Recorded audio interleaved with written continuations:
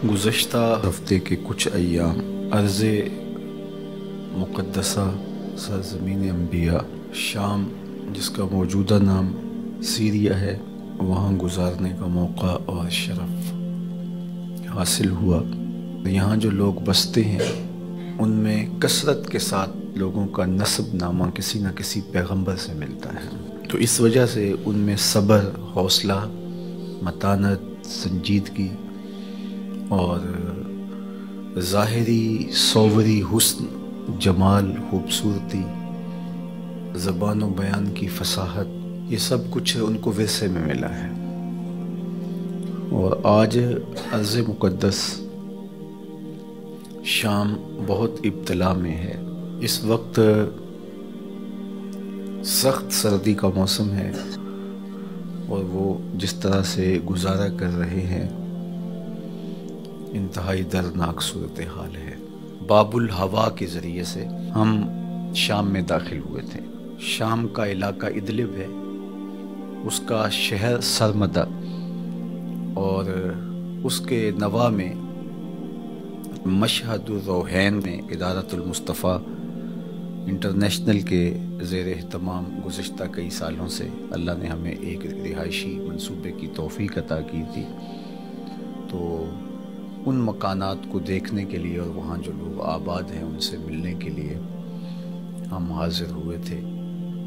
اور دوسرے مرحلے میں 40-45 کلومیٹر آگے خیمہ بستیاں ہیں، اور تقریباً 10 خیمہ بستیوں کے لیے اللہ نے کچھ توفیق دی تھی، تو ہم اس کے لیے حاضر ہوئے تھے۔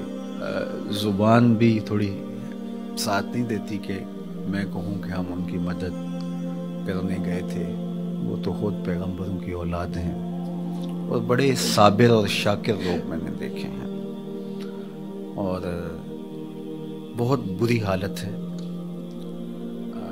دلدل بنی ہے زمین میں بارشوں کی وجہ سے، بعض علاقوں پہ برف باری ہو رہی ہے، اور تا حد نظر خیمے ہی خیمے ہیں جہاں انسانیت سسک رہی ہے۔ کچھ خیمے ہیں وہاں صرف بچے ہیں، بیوگان ہیں، بوڑھے بچ گئے ہیں، جوان بہت کم دکھائی دیتے ہیں کیونکہ وہ شہید کر دیے گئے۔ ایسے کئی بچوں سے ہمیں ملے کہ جن کے خاندان کا کوئی فرد بھی زندہ نہیں تھا۔ کئی بچے ایسے بھی ہم نے دیکھے کہ جنہوں نے اپنے ماں باپ کو اپنی آنکھوں کے سامنے شہید ہوتے دیکھا تھا، اور کچھ بچے ہیں کہ وہ دیواروں کی طرف مسلسل دیکھے جا رہے ہیں۔ تو یہ ایک عجیب سی درد کی کیفیت ہے۔ وہ کوئی مفلوق الحال نہیں تھے، اچھے گھروں کے بچے تھے، ماں باپ ان کا لاڈ دیکھتے تھے، ان کا پیار دیکھتے تھے، اور آج وہ خیموں میں پڑے ہو ایک ایک لقمے کے لیے ترس رہے ہیں۔ کچھ بچے تو مجھے بھولتے نہیں ہیں۔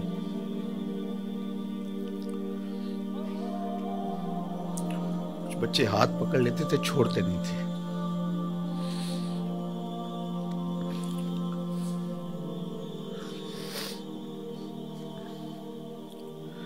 دکھاں دے گل ٹلیاں بنو، دکھاں دے گل ٹلیاں بنو، چپ چپیتے آ جاندے نے، ساری وستی ٹا جاندے نے۔ کچھ منظر ہوتے ہیں جو الفاظ کے ساتھ بیان کر دیے جاتے ہیں، اس کا نقشہ کھینچ دیا جاتا ہے، لیکن کچھ مناظر جو آنکھیں دیکھتی ہیں ان کو بیان کرنے سے زبانیں قاصر ہوتی ہیں۔ تو اب میں آپ سے جب کہ ہم کلام ہو رہا ہوں تو میری روح بھی ان خیموں کے بیچوں بیچ کہیں بھٹک رہی ہے، اور میرے خیال بھی وہیں ان بچوں کے ساتھ جڑے ہوئے ہیں، اور میں بات آپ سے کر رہا ہوں، اور میری تمام تر توجہات اور میری تمام، کیا میں کہوں، میرے پاس لفظ ہی نہیں ہیں کہ میں ان کے درد کی تصویر کھینچ کے آپ کے سامنے رکھ سکوں۔ بارگاہ عزت میں دعا ہے اللہ اس امت کے لیے رحم فرما۔ میں آپ سے کہوں گا کہ اپنی ایک ایک سانس کو حضور کی امت کے لیے وقف کرو. یہ طے کر لو کہ ہم ساری زندگی حضور علیہ السلام کی امت کے مجبور اور لاچار لوگوں کو کھڑا کرنے کے لیے اللہ تعالیٰ کی طرف سے دی ہوئی استطاعت کے ساتھ پوری زندگی بسر کریں گے. اللہ نے ہمیں بڑا کچھ دیا ہوا ہے. آج ہمارے گھروں کے اندر کتنی آسودگی ہے. ہمیں 3 وقت کا برابر کھانا نصیب ہے.